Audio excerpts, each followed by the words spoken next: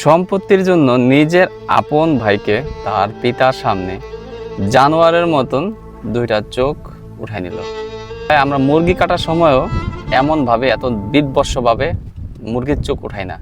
আমাদের বিবেক বুদ্ধি এত লোপ পাইছে, মনুষ্যত্ব বিবেক কোনো কিছু আমাদের ভিতর আর নাই।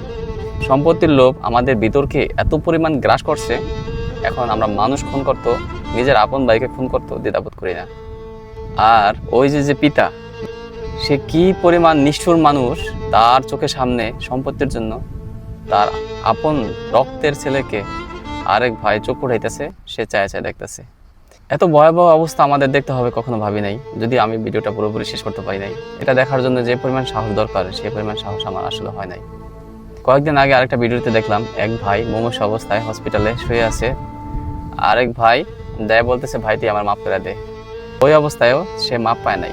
আমরা স্বার্থের জন্য এমন কিছু কাজ করে ফেলি, কারো অধিকার এমনভাবে হরণ করি, তা ক্ষমার অযোগ্য হয়ে পড়ে। আল্লাহ পাক জানি না আমাদের হেদায়েত দান করবে কিনা, তবে বর্তমান যে পরিস্থিতি দেখতেছি, ওদের ভবিষ্যতে খুবই ভয়াবহ অবস্থা আমাদের জন্য অপেক্ষা করতেছে। কারণ স্বার্থের একটু ব্যাঘাত ঘটলে আমরা মানুষ খুন করতে দ্বিধাবোধ করতেছি না।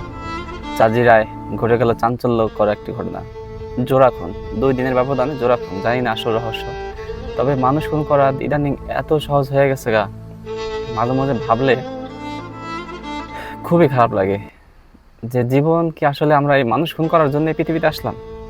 এগুলা ছাড়া আমাদের আর কোনো কাজ নাই। আল্লাহ পাক ভালো জানে আমাদের কপালে কি আছে। সবাই ভালো থাকবেন।